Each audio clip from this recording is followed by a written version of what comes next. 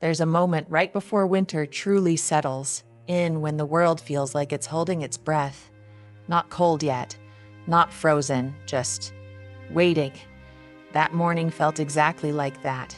The sky hung low, gray without promise, and our sad. The air was sharp enough to wake you, but gentle enough to make you nostalgic for warmth you hadn't lost yet. I arrived at the cafe 10 minutes early. I always do. Not because I'm eager, because being early meant I never inconvenienced anyone. Same corner table, same window smudged by fingerprints and years. Same chair that wobbled slightly if you leaned back too far. I knew its rhythm the way you know your own breathing. The order didn't need thinking. A cappuccino, one muffin, strawberry if they still had it. They always did. The cafe sat at the edge of town, across from the old post office. The Christmas tree had already been put up outside, too soon, some would say. It was thin this year. Branches uneven. Lights blinking out of rhythm.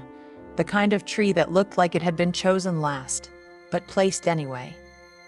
I liked sitting where I could see it. It reminded me that effort still existed, even when enthusiasm didn't. The waitress came over before I lifted my hand. She couldn't have been older than my granddaughter, tired eyes, the kind of smile you practice in the mirror because customers expect it. You want the usual, Mrs. Ellison. I nodded, and that nod came easily to me. I've spent most of my life nodding. Yes, that's fine. Yes, I understand. Yes, whatever you need. My name is Helen Ellison. I'm 72 years old, and for most of those years I was necessary. I was the woman who remembered allergies before doctors did.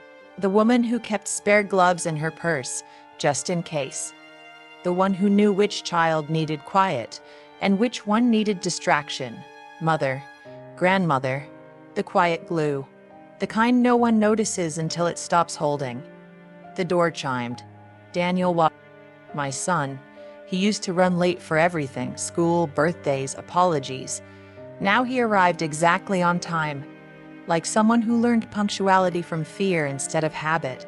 He didn't hug me, just leaned in, brushed my shoulder like we were strangers navigating polite space. I smelled his cologne, new, sharper than the one his father used to wear. Laura followed close behind. My daughter, in law.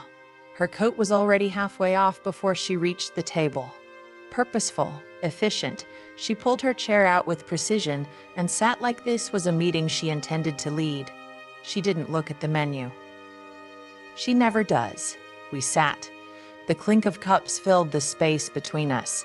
Steam rose, and before it could fade, we've talked things over. Laura folded her hands, fingers interlocked, rehearsed. We'll be celebrating Christmas without you this year. The words landed softly. That's what made them hurt. No anger, no accusation, no hesitation. Just removal, like clearing a calendar event. I waited for something inside me to shatter. It didn't. I didn't gasp, didn't ask why, didn't drop my spoon. I nodded. Daniel stared at the table like it might tell him what to do next. Laura kept speaking something about space, about routines, about what was best for the kids. She said my granddaughter needed more structure, that my grandson was too young to notice. She said it kindly, as if kindness could soften erasure. I nodded again, not because I agreed, but because if I spoke, my voice would reveal how much of me was still waiting for someone, anyone to say, no. That's not what we meant. No one did. My muffin sat untouched. Strawberry, still warm. I stood slowly, pulled exact change from my wallet, placed it beside the plate with care. I'll take care of my own, I said. No one argued. No one reached for my hand. The waitress offered me a small bag of gingerbread cookies as I passed. On the house, she said softly. I smiled. No, thank you. Outside, the cold had sharpened. The sidewalk shimmered with thin ice, the kind that looks harmless until you step wrong. I walked carefully, not because my legs were weak, but because for the first time in years, I had nowhere I was expected to be. People moved past me with purpose, packages tucked under arms, phones pressed to ears, lives continuing forward. I passed the bakery that opens too early, the park bench where I once waited through winter afternoons for school bells. 12 years ago, I walked this street holding a small mittened hand. Back then, Laura used to thank me. Don't know what. What'd do without you, Helen? Funny how quietly that sentence disappears. At the corner, I stopped. The used bookstore had a sign taped to the window, closing soon. Everything must go. I stood there longer than necessary, not because I wanted a book, because standing still suddenly needed justification. That's when it became clear. No one had pushed me away. They had simply stopped saving me a seat. And that kind of absence doesn't scream. It echoes. I didn't go straight home. I walked. Not far. Just enough to let the cold rearrange my thoughts. The pavement was damp beneath my shoes, the kind of cold that seeps upward, reminding you that the ground remembers winter before the sky does. The air smelled like burnt sugar and snow. The bakery on the next block was already alive, lights on, ovens working overtime, windows fogged from effort. I slowed for half a second out of habit. For years, I'd bought cookies there for Christmas morning, sugar stars, cinnamon rounds, boxes tied with string I always reused. But no one ever stopped me either. I kept walking. The sun was dipping behind the rooftops when I reached my apartment, the sky turning that dull metallic gray that makes everything feel unfinished. Inside, nothing had changed. The lamp by the window glowed faintly. The chair with the loose armrest waited where I'd left it. And the clock ticked too loudly for a room with no conversation. Silence has texture when you live alone long enough. On top of the wardrobe sat the box. The Christmas box, brown cardboard, corners softened by time. Tape replaced year after year like a quiet promise I kept renewing. I hadn't opened it yet. I always opened it first, before decorations, before shopping, before anyone invited me anywhere, because opening it meant December had officially begun, and so had my usefulness. I dragged the step stool closer and climbed carefully, my knees protesting more from memory than pain. When I lifted the lid, the scent rose instantly. Old paper, a trace of cinnamon that must have clung to everything over the years. Memory is faster than thought. Inside, ornaments lay wrapped in newspapers so old the print had faded into ghosts of headlines. A glass bell with a crack. It glued myself. A wooden star my son made in 3rd grade, his name misspelled on the back. Red ribbons dulled by time but still holding their shape, like habits that refused to let go. I sat on the bed and placed each one beside me, carefully, respectfully, like they mattered. That's when the thought arrived, not loud, not cruel, just honest. I was never officially invited to Christmas. Not once. Not a single year did anyone say, "Mom, we'd love for you to come."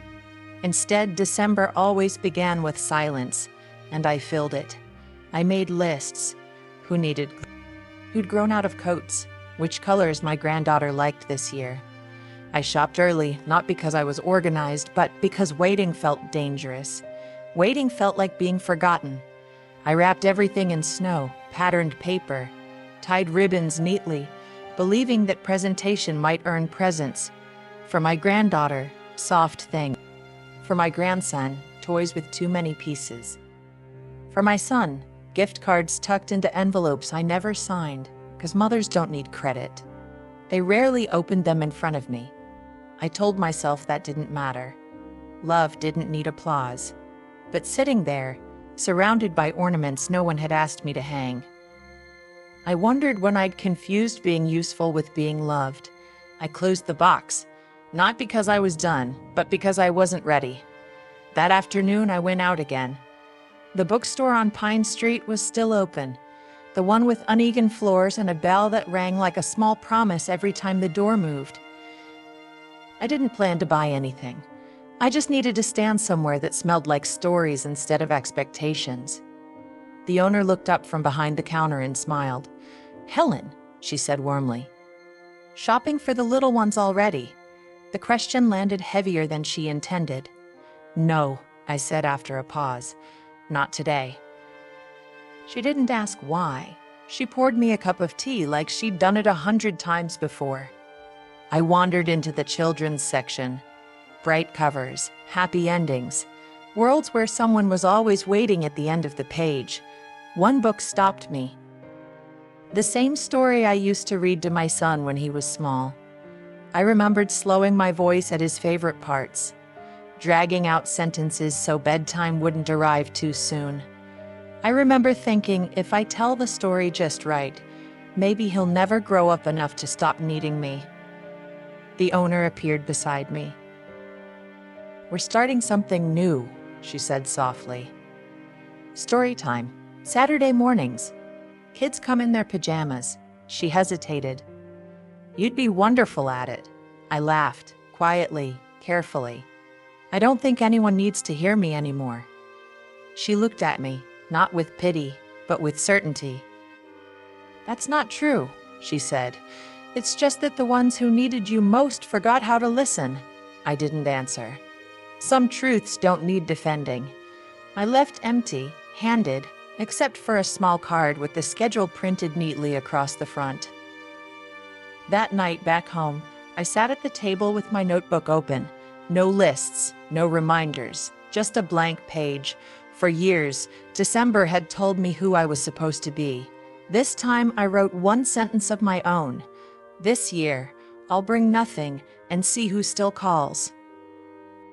I stared at it for a long time, not with anger, with curiosity.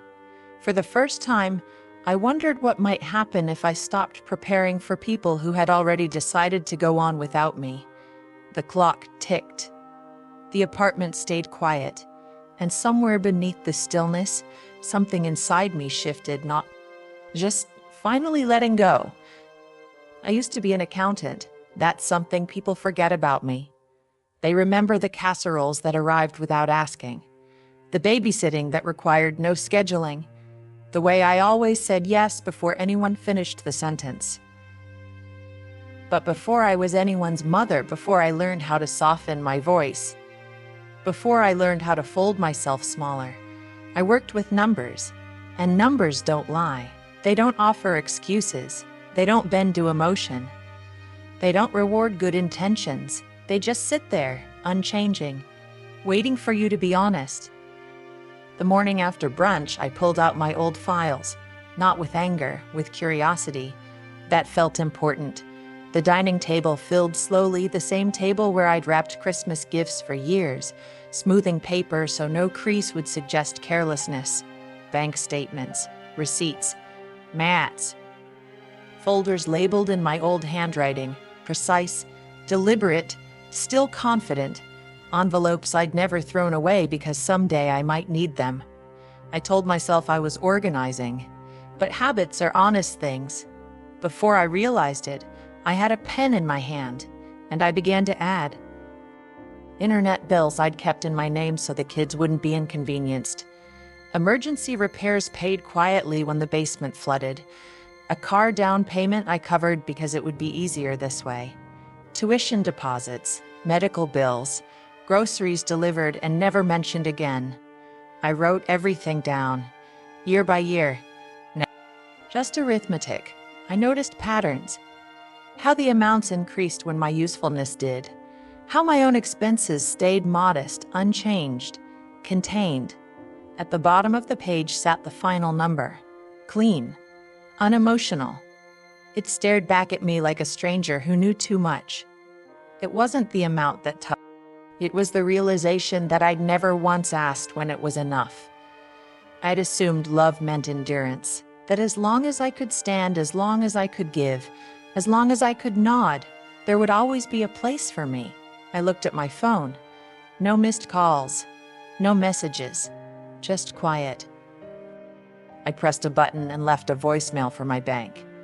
"I'd like to review all recurring transfers and authorizations," I said calmly. "My name is Helen Ellison." My voice didn't shake. It surprised me how steady it felt. Later that day, I went to the diner on Maple Street.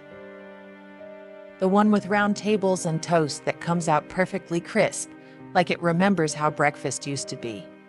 An old colleague was already there. We'd worked together years ago, back when I stayed late because I was good at catching what others missed. We didn't talk much. People who've lived long enough understand when silence is doing the work. At one point, he slid a small piece of paper across the table. Just one line, written neatly in pen. "They didn't forget you because you were invisible. They forgot you because you were reliable." I didn't respond. I didn't need to. I folded the paper carefully and slipped it into my coat pocket, where important things go when you're not ready to look at them again. On the way home, I stopped at the bank, not to withdraw money, to move it. I opened a new savings folder. Just one. I labeled it with my name. No explanation. No explanation. No announcement. That night, I sat by the window. Across the street, Christmas lights flickered on, uneven, imperfect, still trying. For the first time in years, I didn't feel the urge to prepare. Didn't feel the need to fix. I wasn't angry. I was awake. And once you see the pattern clearly, it's impossible to go back to sleep. I didn't tell anyone I was leaving. Not because I wanted to disappear, but because, for once, I didn't want my decision to belong to anyone else. No explanations, no reassurances, no softening the truth so it would be easier to accept. Just a quiet choice, made fully my own. The cabin had always been there. 30 minutes outside town. Past the grocery store that closed too early.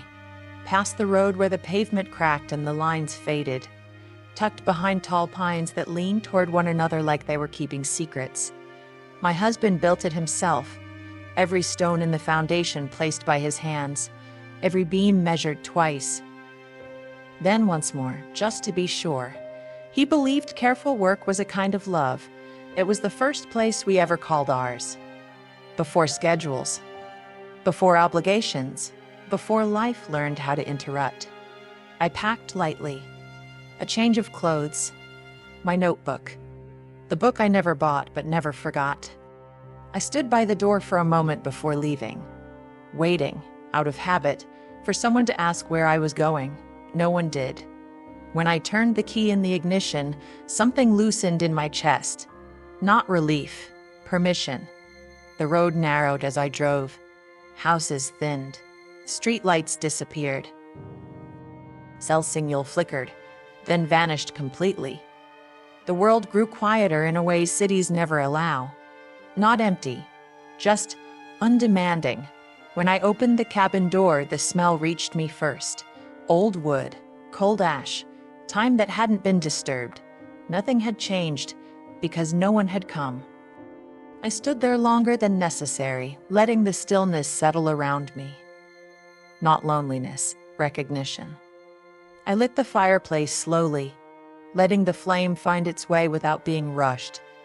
The crackle it made, soft, patient, felt like the house exhaling, as if it had been holding its breath too.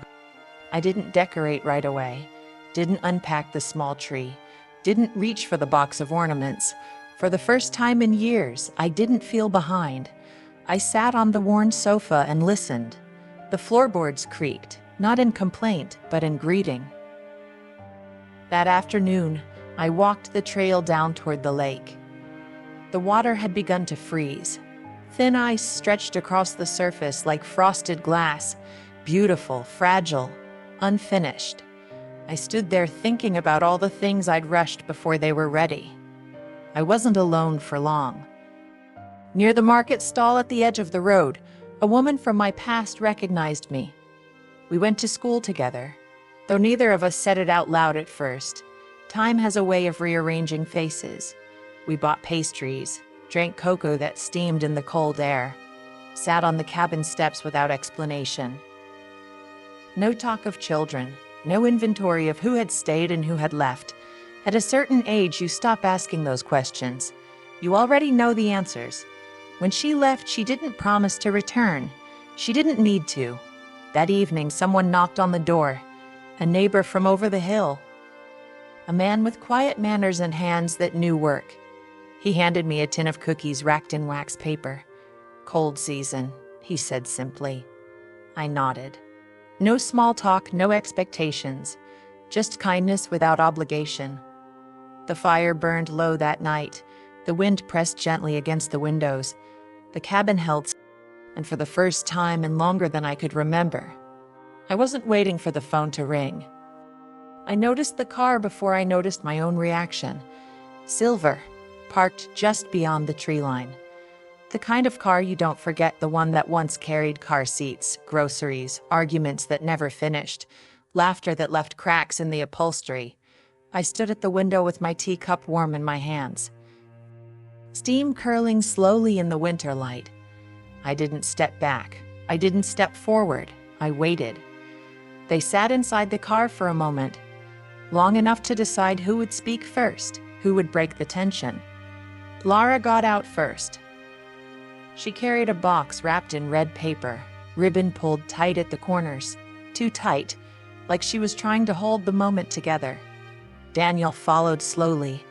His shoulders curved inward, like he had already been taught how small he should feel here. I opened the door before they knocked, not to welcome them, to end the waiting. "Come in," I said. "There's coffee. No hugs, no questions. Just the faint, tentative smell of their presence." Inside, the cabin felt different with them there, like a room remembering something it didn't want to repeat. The fire's soft crackle filled the spaces between us. Shadows moved across the bare shelves and undecorated corners, settling like silent witnesses. Laura set the box down carefully, as if it were fragile. Daniel's eyes roamed, taking in the furniture, the simplicity, the absence of ornamentation. "You didn't tell us you were leaving," he said finally. I poured the coffee slowly, watching the steam rise. "I didn't know I needed permission," I replied. Silence fell, thick, heavy, comfortably uncomfortable.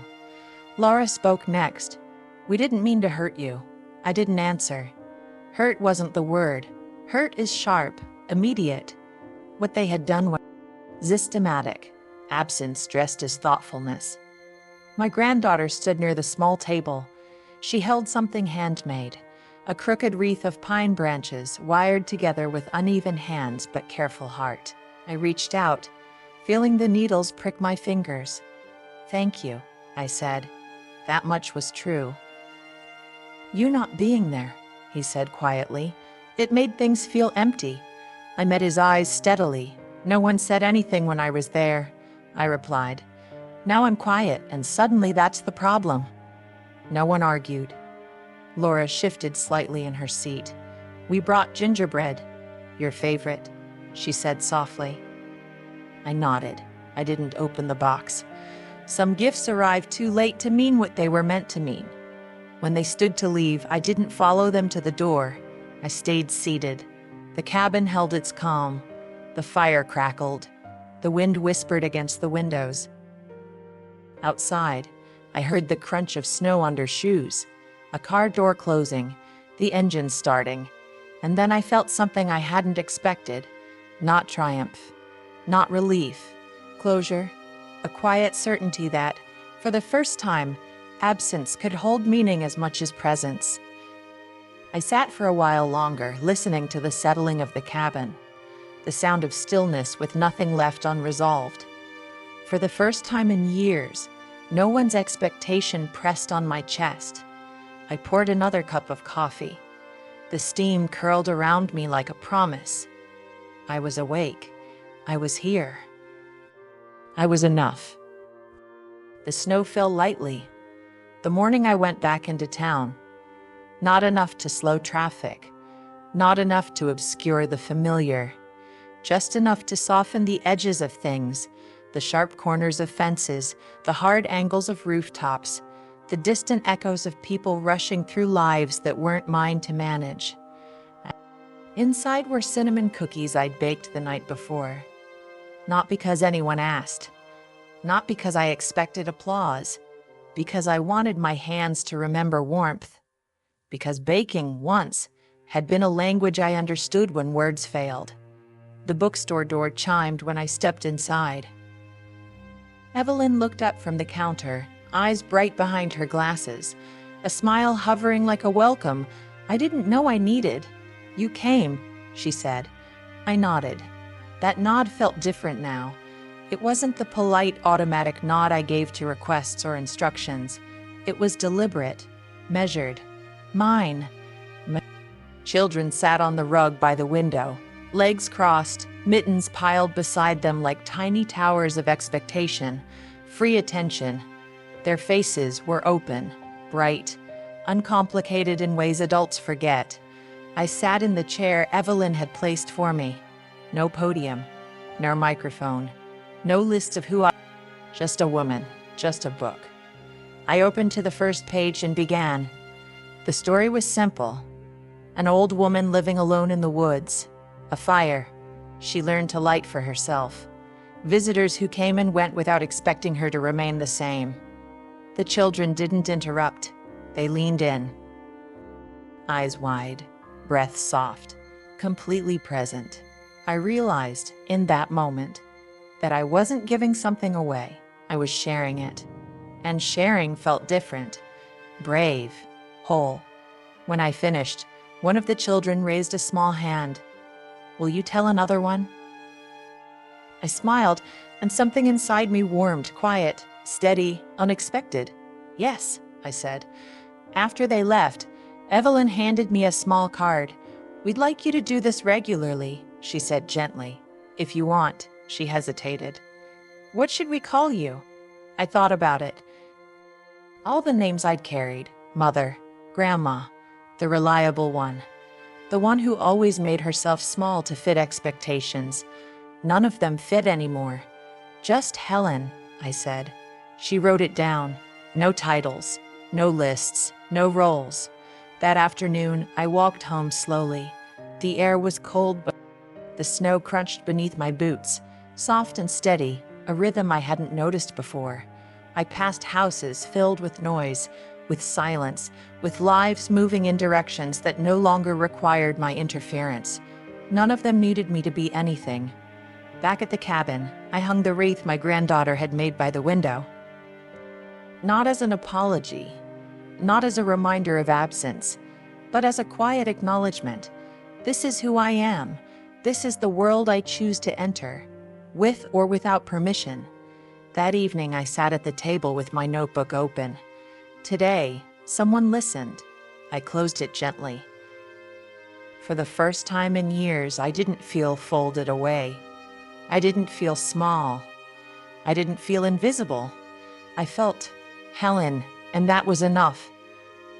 People think loneliness arrives loudly, like a door slamming, like a phone call that never comes, like the sudden absence of noise you thought was constant. But that's not how it happened for me. Loneliness arrived quietly. It slipped in through the spaces where questions used to be asked.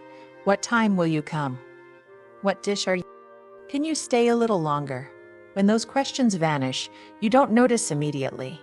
You just keep preparing, keeping lists, buying gifts, tying ribbons, filling spaces no one asked you to fill. I used to believe love meant availability. That if I stayed useful, stayed flexible, stayed agreeable, I would always. But need is not love. Need expires. Love remains. I thought about this as I walked the frozen path near the lake. The ice had thickened now, strong enough to bear weight.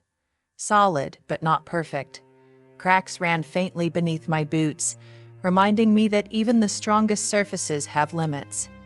I had trained them, not on purpose, but gently, over years of nods, silence, and unspoken compliance. I taught my family that I would always bend. So when I stopped bending, they didn't recognize me anymore. That wasn't cruelty. That was habit. It wasn't resentment I felt. It was clarity. Back at the cabin, I brewed tea and sat by the window. The fire glowed softly, warming the room without demanding attention. I liked that. The fire did its work quietly. It didn't need acknowledgement. I remembered all the moments I said yes when I wanted to say later. All the times I stayed silent because peace felt easier than truth. I wasn't angry with myself, just wiser, older, aware. That night the phone buzzed. A message from Daniel Pay. "I hope you're okay." I read it once, then set the phone down. I didn't answer. For the first time, I allowed silence to do its own work, to speak louder than words, to honor the choice I had made, not for anyone else, but for me. I sipped my tea slowly, steam rising in gentle curls, carrying the scent of cinnamon and quiet determination. The cabin held its stillness around me, patient, steady. For the first time, I understood being present on my own terms wasn't absence. It was presence, perfected, and in that understanding, loneliness softened, less of a weight, more of a teacher. Winter settled in fully after that, not all at once. No dramatic snowfall, no moment you could point to and say, "There, that's when everything changed." Just quietly, the way winter always arrives when you're not paying attention. I stayed at the cabin longer than I'd planned. Days passed without announcements, without bags packed by habit, without checking clocks to see who might be waiting. There was no schedule, no role to step into, no one expecting me to arrive early or explain why I couldn't stay longer. And in that space, I began to notice something I hadn't seen before. How much of my life had been spent filling silence for other people, cooking to soften moods, spending to avoid discomfort, nodding to keep peace. I'd mistaken effort for connection. Assumed exhaustion was the price of belonging. When I stopped doing those things, the world didn't collapse. No arguments erupted. It simply rearranged itself. The quiet didn't accuse me. It welcomed me. Every Saturday, I drove into town for the bookstore. The same chair waited. The same bell chimed. The same small faces looked up, ready. The children remembered my name, not my history, not my sacrifices, not the things I used to do for everyone else. Just Helen. One morning, a little girl tugged gently at my sleeve and asked, "Who do you tell stories to at home?" The question surprised me. Not because it was personal, but because it assumed something simple. I smiled. "Myself," I said. She nodded, satisfied. Like that answer needed no explanation at all. Over the weeks, the phone rang a few times. I didn't ignore it. I didn't flinch either. I let it ring until I was ready. Some conversations need space before they can become honest. Some voices sound clearer when you stop running toward them. One evening, I sat at the table and looked at my hands. They were older now, marked by years of holding things together, by lifting, carrying, offering. The skin thinner, the veins more visible, but they were still steady, still capable, still mine. And in that moment, I didn't want to be reinvited. I didn't want a seat offered out of guilt or tradition, or absence finally noticed. I wanted to be remembered differently. Not as the woman who always showed up, not as the one who filled gaps and fixed silences, but as the woman who chose herself when no one else did. And for the first time, that felt like enough. There are many names people give you over a lifetime. Some you grow into, some you carry out of obligation. Some you wear so long that they start to feel like skin. I was called wife, then mother, then grandmother. Later, the one who handles things, the one who remembers. Names that defined me, roles that shaped me, duties that demanded I bend. But there was one name no one ever asked me about. Me, not Helen, the mother. Not Helen, the helpful, not Helen who fills gaps, smooths edges, or keeps everyone else's world in order. Just Helen. I thought of this as I sat by the lake one morning, the ice stretched thin under the pale winter light. The water reflected the sky like a mirror made of frost, every ripple frozen, every crack sharp and honest. I could see how the world had always expected me to bend, to accommodate, to be a vessel for others' needs. I used to believe that love required proof, that if I showed up enough times, gave enough, stayed quiet enough, I would earn my place. But love that must be earned can always be withdrawn, conditional. Temporary, fragile. I didn't lose my family. I stopped disappearing for them. And that difference, that simple act of staying visible for myself, changed everything. One afternoon, a letter arrived. Not long, just a few lines carefully written in Daniel's familiar hand.